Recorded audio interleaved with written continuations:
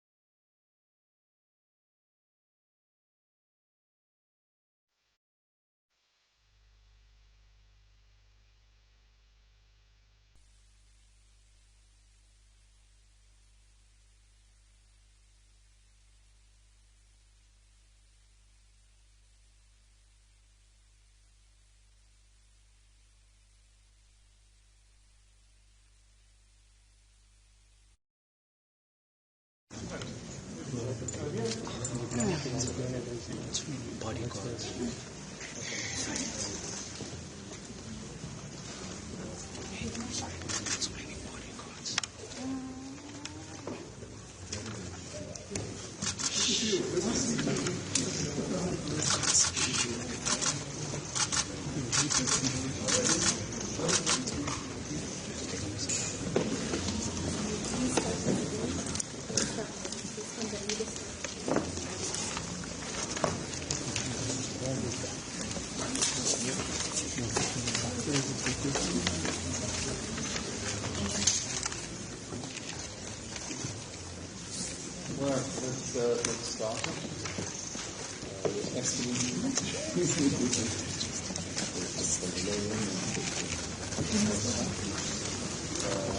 Welcome back to South Africa.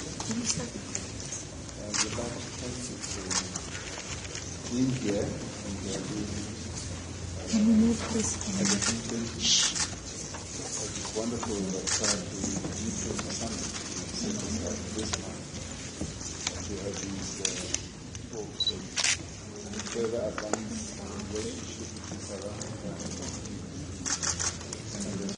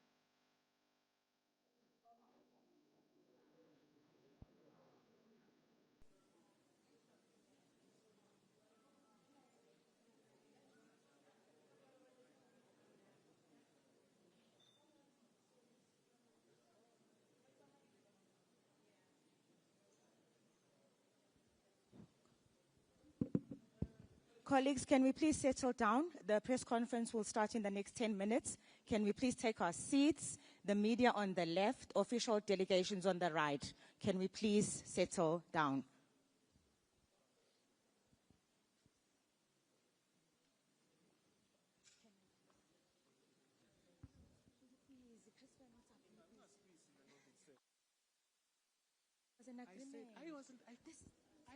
I said, Lalela, wait. I didn't say anything to you. I called Ambassador Dlomo. Ambassador Dlomo then spoke to you. It wasn't me that gave you the instruction.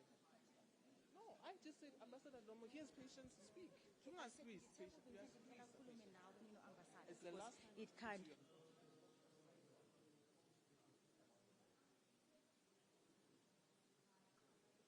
Colleagues, can we please settle down? Can we please find our seats?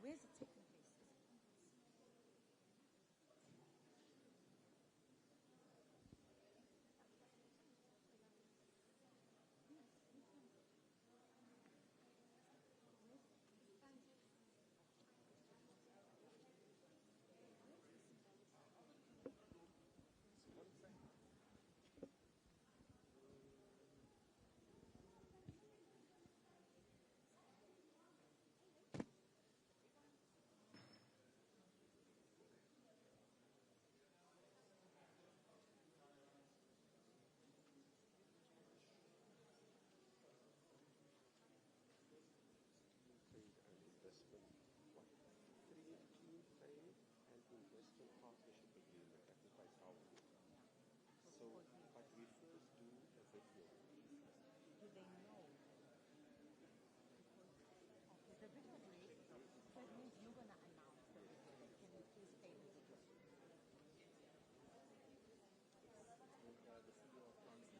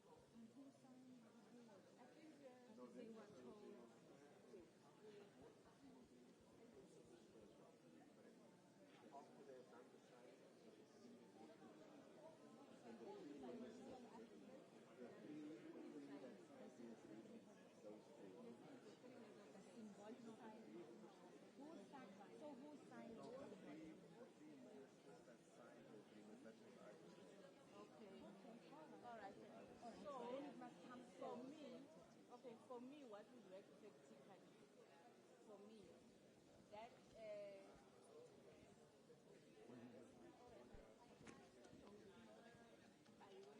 Yeah, I'm listening. I'm saying, for me, what would work practically, because the video is a bit prolonged. Now you sign the first crew, they finish, Minister Mantashe goes and signs. I don't know the sequence you will. Yeah. It's first and then Parks, Parks, Minister and then Parks Town. Mantashe, and then once they're done, we invite them there as the video is still playing. They symbolically sign, but you can bring the board closer so that it's not too far. Then they sign. The one signing here would sign the board. That's what I'm told. Yes. So the three, once they are done here, the president are witnessing. So they're witnessing from the stage. The whole time. The whole time. It's a short ceremony. Yes, Yeah, it's a very short ceremony. People this moment. Crowded around the president's man. Did you see they stood the whole back of the room for?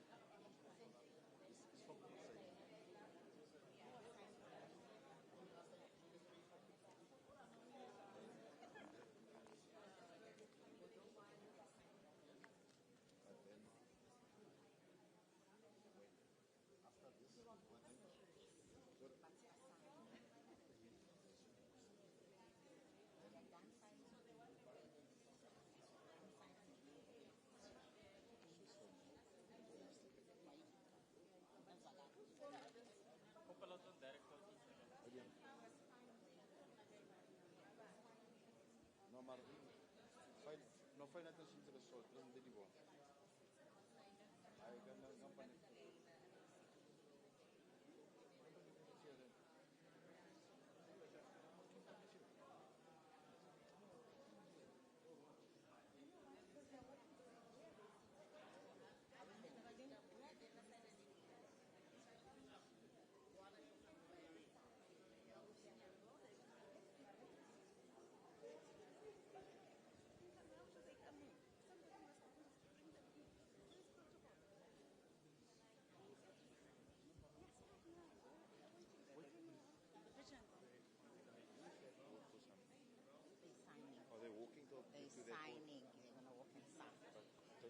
one out because now if we shoot it, we get that dirty door behind it. So we must move it to the other side.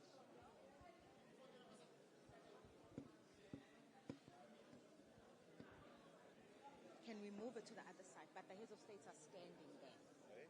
Yeah, but where it was better. We're Now, there, but now if we shoot this, we get this cameraman. It's okay. You won't miss the shoot because they would have signed. This is just symbolic. Yeah, no, but that's a picture we need for video. There's no other action. Just a small bit that way. Okay, just move it. Move it quickly because we need to start. But don't block the cameras.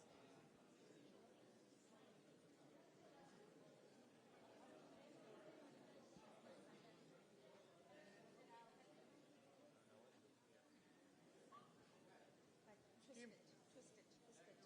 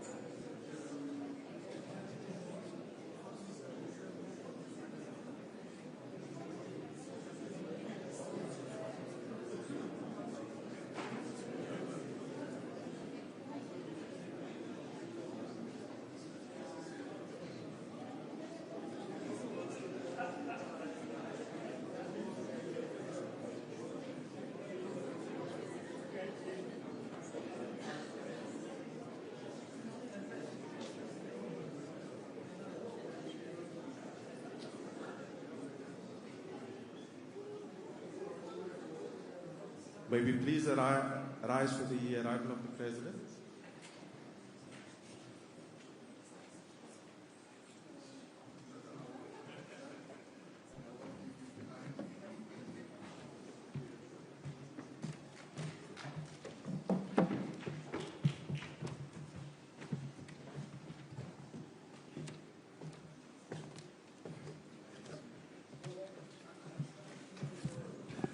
Please take your seats.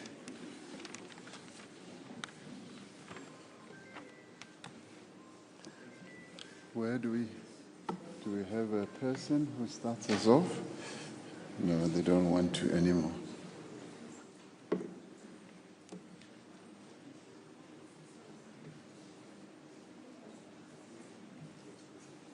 We start? Pardon? Oh, we start off with the signing. We just witness. He's going to do that. And we just stand here. And witness. And witness. Your Excellency, Mr. Cyril Ramaphosa, Your Excellency, President Ursula von der Leyen, Your Excellency, President Costa, welcome to the signing ceremony of the two agreements. The first one will be signed by the Minister of Trade, Investment and Competition, Minister Parks Tau, and on the European Union side, Mr. Stefan Sejourné. May you please proceed to the table.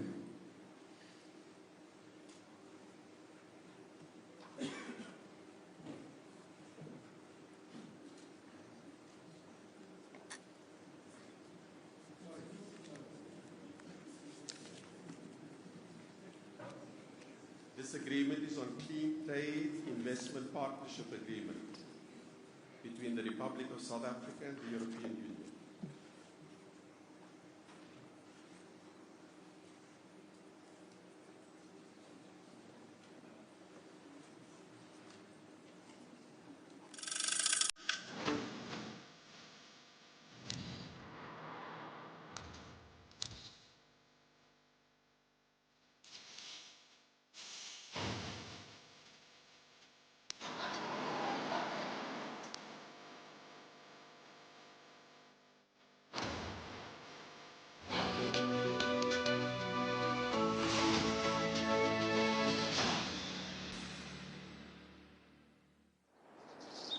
Thank you very much.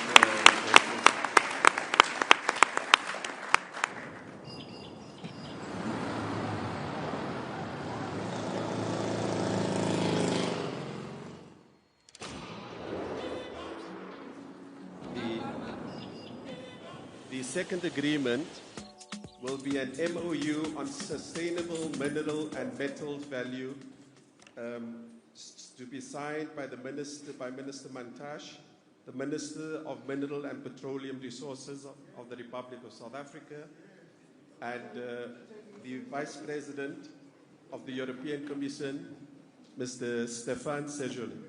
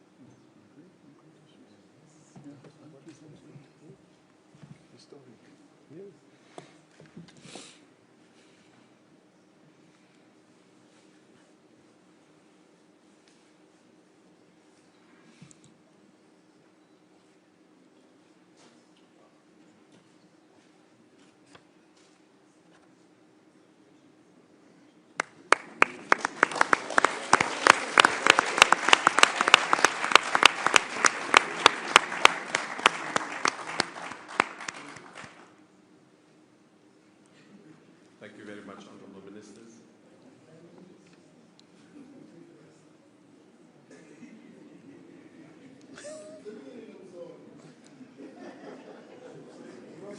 Your Excellency, President Ramaphosa, Your Excellency, President von der Leyen, Your Excellency, President Costa, We will now have the symbolic signing of the trilateral agreement between Transnet, BioVac, and the European Investment Bank.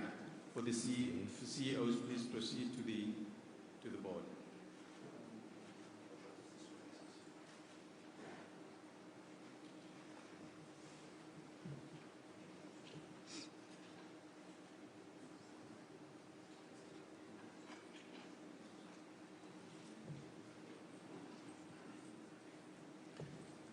It seems a more simple document. Yes.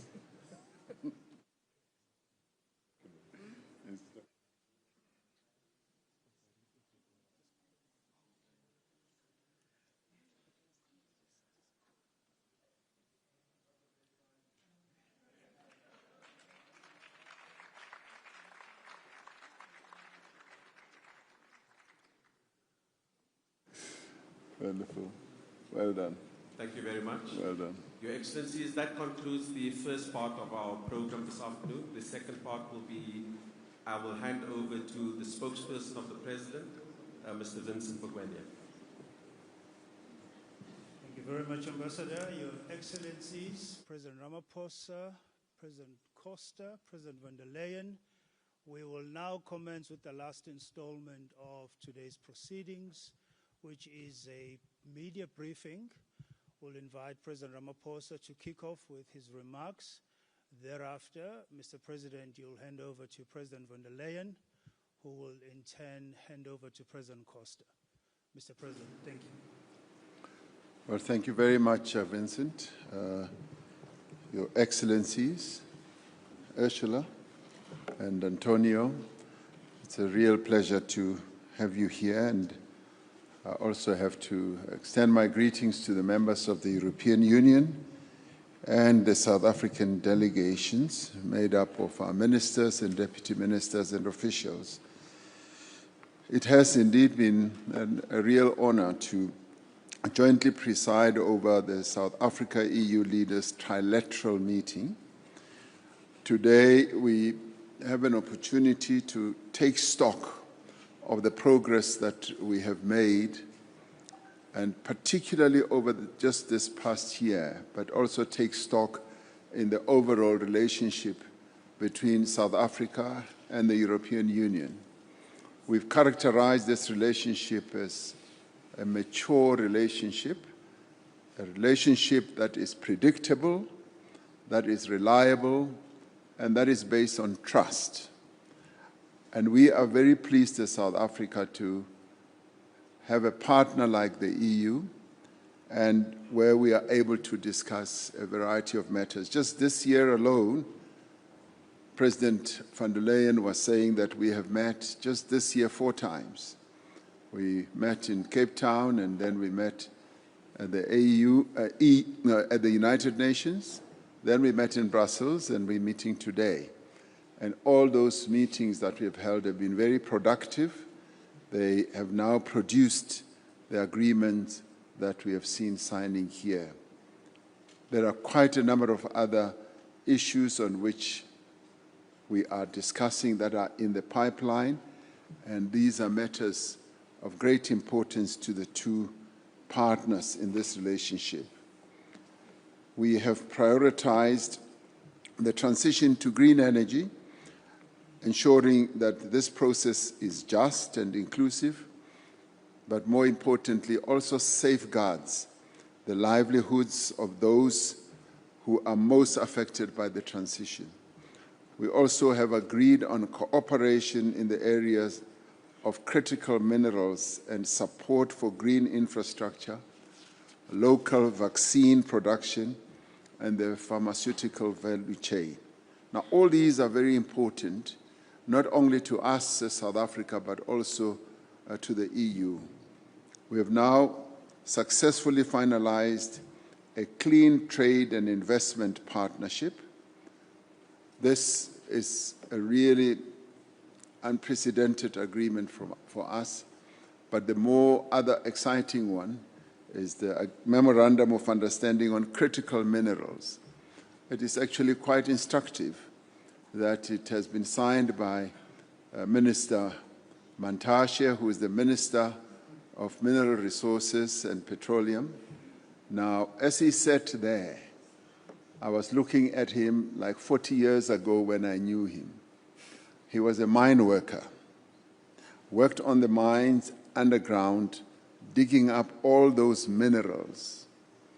And he became the leader of the trade union of those mine workers that he was part of. And now he's a minister signing an agreement on critical minerals. Now, this is history-making, absolutely history-making. Now, you may recall Nelson Mandela in his book when he said, we want to create a country where the son of a shepherd, cattle shepherd, can rise to become president of a country. He was talking about himself. Now, today we witness how a mine worker who worked underground in a mine today can sign an agreement with Europe, with the European Union, on critical minerals. But the substance of that agreement is what is important. It is important to note that we are signing an unprecedented agreement. We've never really fully signed such an agreement where two partners agree that we are no longer going to rely on extracting minerals only. We will want to extract those minerals, have them processed at the point of extraction, add value to those minerals so that South Africa begins to move up the value chain of beneficiation.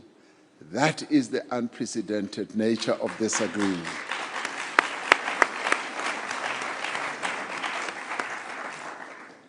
These two agreements will strengthen our trade and investment ties. They will provide a platform for regulatory cooperation and identification of strategic projects, especially in green hydrogen, clean technology, and the critical raw materials. In October, I visited Brussels to attend the Global Gateway Forum at the invitation of President von der Leyen. It was my very first time at the EU offices. They have these massive offices that I had never seen before. I was so impressed, and I was tempted. If I was a thief, I would have wanted to steal that building and bring it to South Africa. At that forum, President von der Leyen announced an increase in the value of the EU Global Gateway investment package for South Africa, so that it now totals closer to 12 billion euros. The package includes support for just component of our energy transition through the reskilling and job creation, as well as support for connectivity and digital infrastructure. We successfully launched a bilateral energy dialogue in September, which will support our just energy transition. It will include other collaborative opportunities, such as the export of sustainable aviation fuel by Sasol and the development of clean coal technologies. Now, all these are still in the pipeline of negotiations, and I have no doubt that just as we have reached agreement on other areas, we will be able to reach agreement here as well, including agreements that we will reach on citrus and a number of other areas. We've also agreed on the development of the auto industry in South Africa through local manufacturing of electric vehicles, hybrid vehicles, and e-batteries for export to the European market. We agreed to stand together in defense of democracy, in defense of multilateralism, human rights, and the rule of law. We reaffirmed our commitment to the central role of the United Nations and maintaining global peace and security. And these are matters that we've been discussing over time and reaching the meeting of minds and consensus. And this goes to show and demonstrate the maturity of the relationship and the depth of the relationship as well. We agreed to strengthen our dialogue, yes, on peace and security, and we are encouraged by the EU support of South Africa's G20 presidency, which has been evidenced by the participation of EU member countries in the G20 engagements over the past year. President von der Leyen and President Costa, we found the EU countries' participation in the G20 very, very positive, very supportive, and always looking for ways to reach agreement and find solutions. So we salute your officials, and we want to thank you for the way in which they have supported South Africa in its G20 presidency. I look forward to...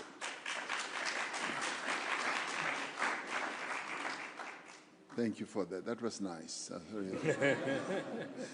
I look forward to attending the EU-Africa Summit in Angola, which will start on Monday. I'm sorry that we're going to put you to a great deal of work and travel, but it is the work that we have to do. We will use the opportunity to advance the AU's Agenda 2063 in Angola and the EU's Global Gateway Strategy in support of sustainable development across Africa. Now, on behalf of the government of the Republic of South Africa and the people of South Africa, it has been a pleasure to have both of you here today prior to the holding of the Leaders' Summit on Saturday.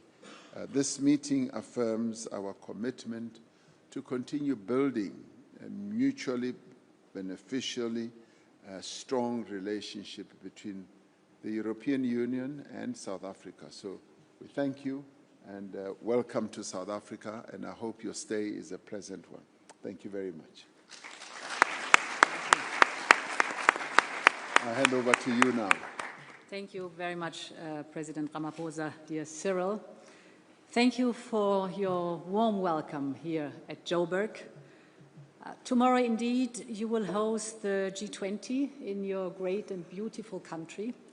And this will be the first G20 summit to take place on African soil, the first since the African Union joined as a permanent member. And I think this highlights Africa's central, vital role on the global stage. But first, let's talk about us, indeed. Today, the time is here for South Africa and Europe. And indeed, dear Cyril, this has been quite a year for our relationship.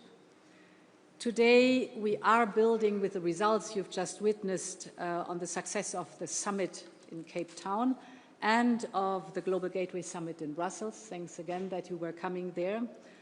And now, right here in Joburg, we double down on this very unique partnership. First of all, indeed, we signed our Clean Trade and Investment Partnership. And you must know this is the very first time that the European Union is signing such a partnership. So you are a highly valued partner for a Clean Trade and Investment Partnership. This will boost, of course, trade and investment. It will boost it in key clean sectors, green hydrogen, renewables, many more. And for the first time, we will discuss regulation, we will discuss trade barriers and security of supply under one framework. The CTIP will make South Africa a destination of choice for European clean tech investment. It will also broaden our cooperation on skills, because we all know that technologies are only as good as the people operating them. So skilling people, upskilling is the most important part here. And of course, with skills come jobs, and new jobs, good jobs, right here in South Africa. Today, we also signed our MOU on minerals and metals, the value chain partnership. We need these inputs to power the clean energy transition, both here and in Europe. So the future of our economies depends on a fair and on reliable supply chains, and my emphasis is on reliable supply chains. This is the reason why we strengthen and diversify our supplies among trusted partners, and you are, for us, one of the first trusted partners. This agreement will also help South Africa to expand its strategic industry. And as you said, we are not only looking at extraction. For us, it's very important that we are looking at the whole value chain, at the locally added value, because this brings local jobs. And for us, this is the meaning of a sustainable partnership over a long time and a trusted partnership. And today, indeed, at the airport, I met the Minister for Mining. You received me there, and we were discussing that. And when I said, for us it's important not only the extraction, but the processing locally, and the added value locally, and the jobs locally, you said, okay, because you said that, and this is so, I will come this afternoon to sign the agreement. And I was happy that you were here.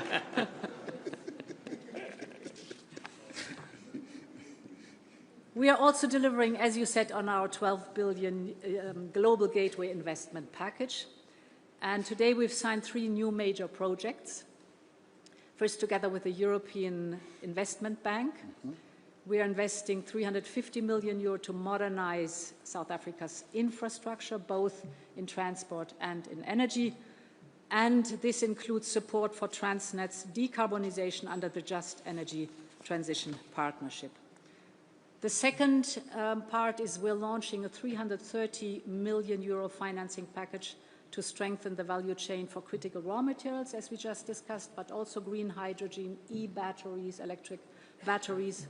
And the third part is we're investing 70 million euro in South Africa's pharmaceutical and vaccine production. And this is a real success story, because I remember, Cyril, during the pandemic, how much we were discussing how we can make sure that the production, the development and the production of vaccines for Africa takes place in Africa.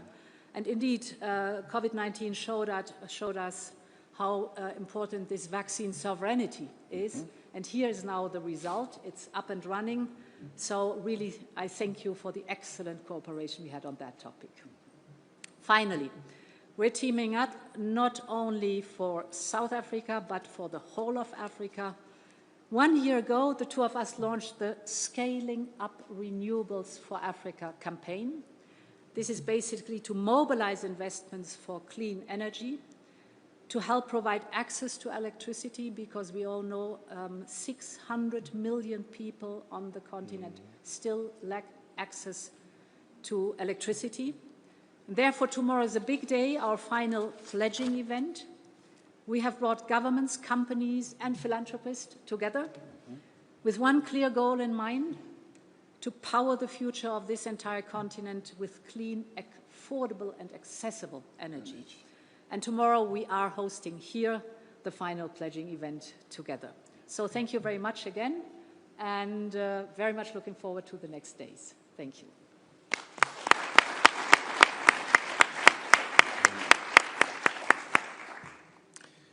Mr. President, dear Cyril, dear Ursula, first of all, I would like to congratulate the South African authorities and the Commission for the work that you have been since our summit 8 months ago in Cape Town. It's very impressive, the capacity that you show to translate in concrete projects what we have agreed and our ambitious common partnership.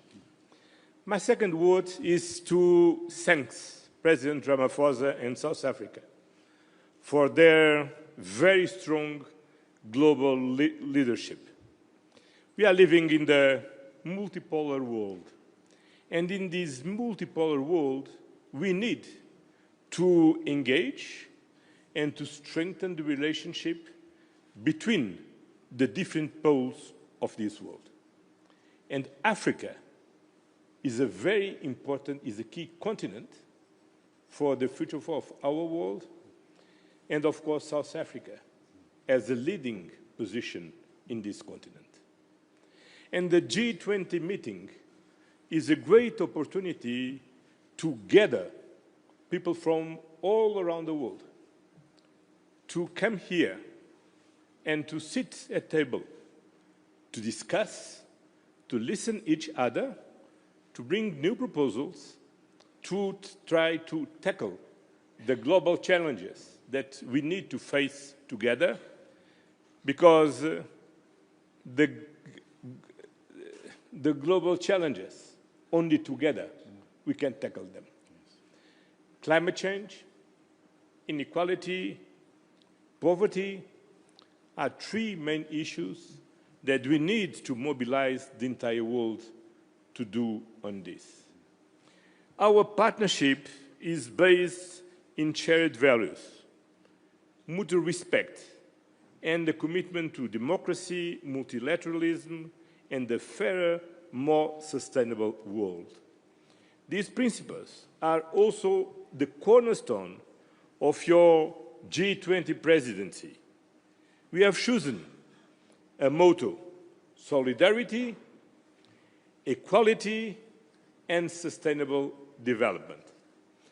The European Union fully embraces your priorities, and we are actively contributing to making this week's summit a success.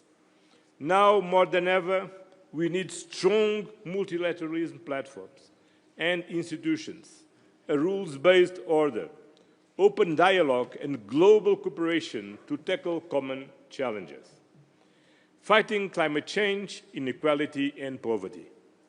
By upholding the Paris Agreement, the United Nations Sustainable Development Goals and the Pact for the Future. Engaging in the reform of the international financial institution and in the reform of the United Nations to reflect the world of today, because the world of today is not anymore the world of 1945. We need to act for the well-being of our people today and to ensure a sustainable future for generations to come. For the very first time, the G20 held on Africa soil, and your agenda, dear President Ramaphosa, is firmly geared towards your continent's prosperity and innovation potential. The European Union is a reliable, predictable, and trustworthy party for Africa on that path. Our two continents are bound by a unique partnership. It is robust, it is dynamic, and it is looking to the future. As you said, next Monday, we will hold our 7th European Union-African Union Summit in Luanda, Angola. And with a clear purpose in mind to strengthen and enrich our cooperation, to make our natural connection even stronger, and so that we can grow together and protect each other. Dear President, I look forward to welcome you, together with my friend President João Lourenço, there next week. Until then, thank you once again for hosting us here in Johannesburg, and all the best for our G20 meeting tomorrow. Thank you very much.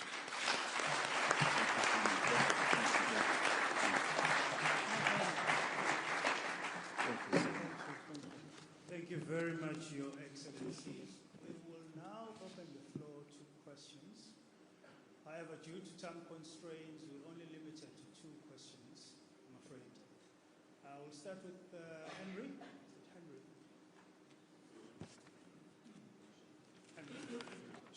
Henry Foy from the Financial Times. President Ramaphosa, to you, there's reports in your own state media that Donald Trump's administration now does want to take part in the G20. Can you confirm whether they're true or not? And related, you talked about predictable, reliable partners. Do you think that the EU has demonstrated it is now more of a reliable, predictable partner than the US for South Africa and for other G20 nations?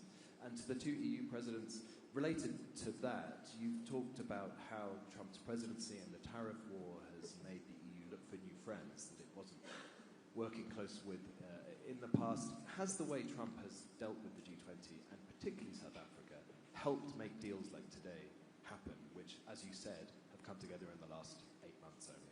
Thank you. Thank you. Mr. President. Well, thank you very much. We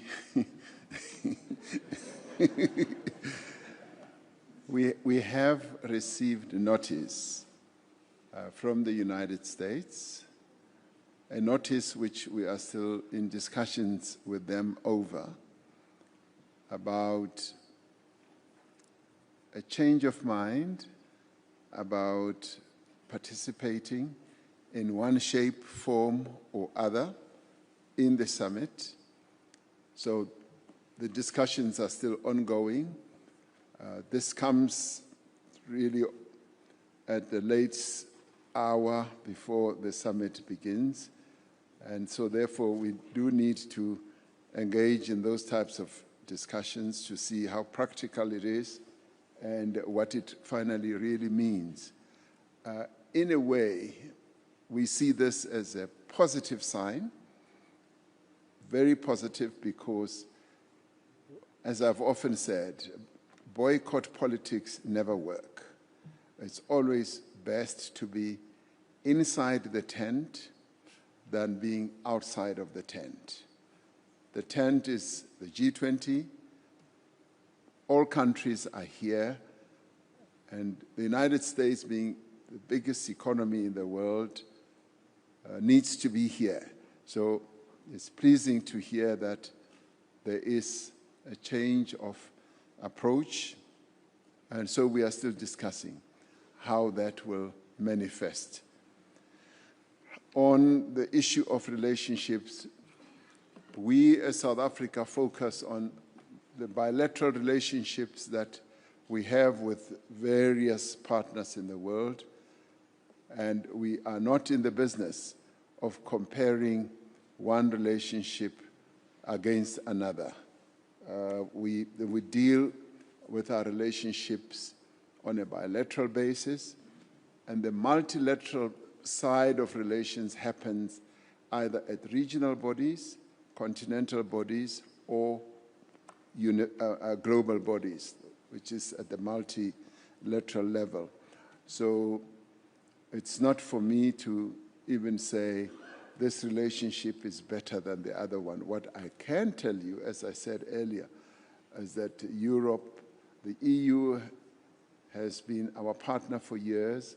The relationship has matured. It's reliable, it's predictable, and it's based on trust. And we've used this relationship to resolve many problems that may have been regarded as intractable. And so both of us have a deep commitment to making our relationship work on an ongoing basis, despite challenges or problems that may come our way. So far, it's been smooth sailing, a relationship between South Africa and the European Union. Thank you. Look, first of all, we are very glad to be here. First of all, to continue to work on our bilateral relationship with South Africa, but also to participate in the G20 meeting. The G20 is a very important platform of dialogue from different countries, different people from different parts of the world. And the European Union believes in this multilateral system, in the international rules-based order. And we are very engaged in the multilateral system, United Nations, G20, G7. We support the reform of the International Trade Organization. We are engaged in all international organizations. And we are very engaged in weaving a very strong and diversified network of relationship. During last year, I think we had more than 10 summits with Central Asia countries, with Japan, with China, with Canada, with the United Kingdom, well, I cannot remember all, with South Africa. Look, more than 10, and we will continue.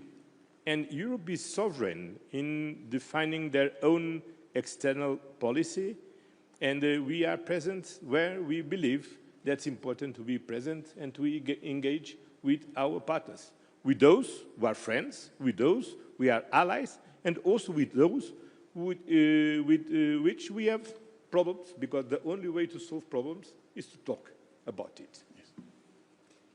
I can add to what Antonio just said. I mean, the initial wake-up call for the European Union to diversify and to look for reliable partners, trusted partners, was when we had the energy crisis, and we all of a sudden realized our over-dependencies of fossil fuels from Russia, and Russia cut from one day to the next the supply of energy. You all witnessed the severe energy crisis we went through, and this was the initial trigger for us to understand you need to diversify, that's important, you have a network of suppliers, and you need trusted and reliable suppliers. As we say, you always meet twice in life, so it's also so that on both sides there needs to be trust, and then you can build good things, as we just are showcasing here. For us, it's very important. We are very committed to the WTO. Of course, there needs to be a reform of the WTO, but to have a rules-based trade worldwide is also important. And of course, now we are intensively negotiating with many countries and regions of the world different free trade agreements. You know that we finalized with Mexico, Mercosur, and Switzerland. We are about to finalize with India. We're working with Australia, Malaysia, so others too. For us, very important to have learned the lessons. No more over-dependency, no more reliance on one single supplier, but have a network of trusted partnerships all over the world. Thank you very much. Last question, Tembile. Good evening. My name is Tembile with Bloomberg News.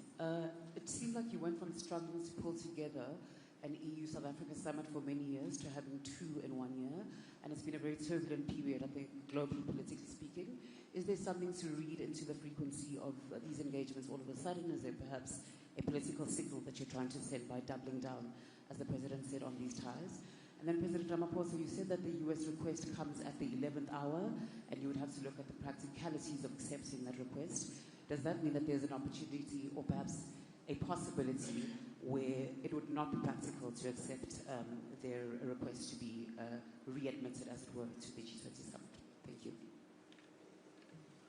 Well, the United States is a member of the G20. They are the original member of the G20, so they have the right to be here.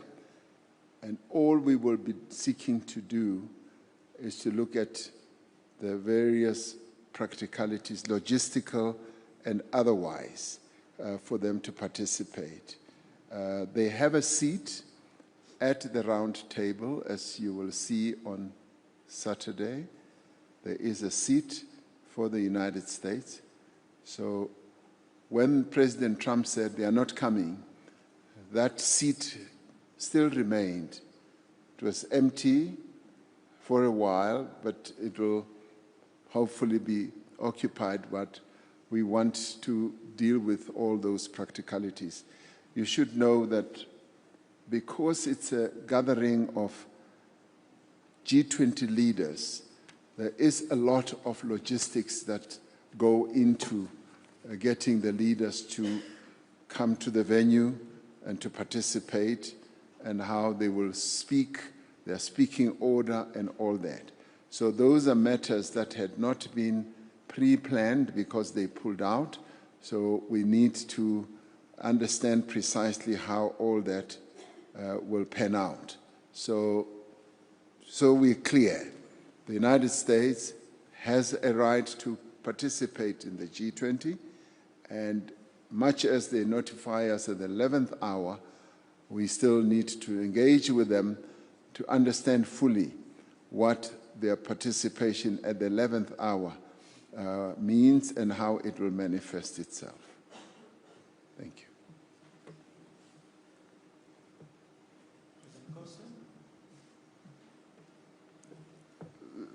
He'll tell you that very little to say. I think the President Ramaphosa said everything. Thank you very much. That brings us to the end of this media conference. Peter has a question. Oh, Peter, okay.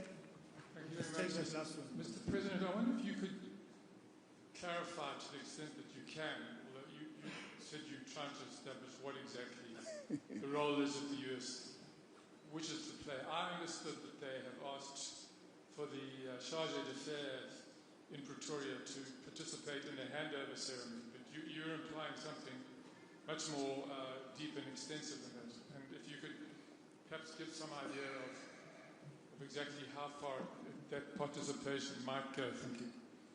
Well, Peter, Fabricius, you seem to know things as they happen. So there was another communication which came as we were seated here in this bilateral meeting. So we're still digesting that one. It's now seemingly moved away from the charge just receiving the role that they must now play to also something else. That's precisely what we are now examining.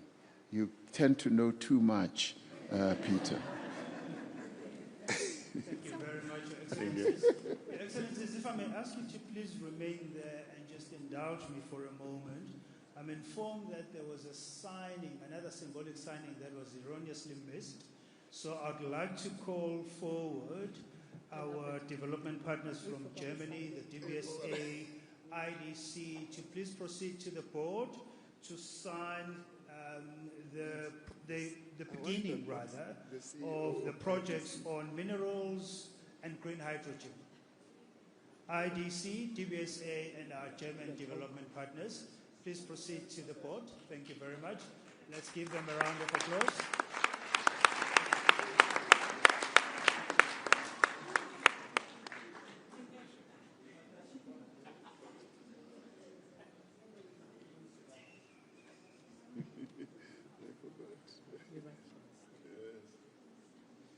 But what a symbolic thing to do.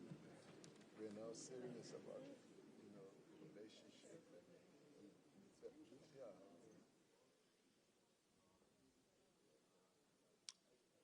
Thank you very much. A final round of applause. Thank you very much.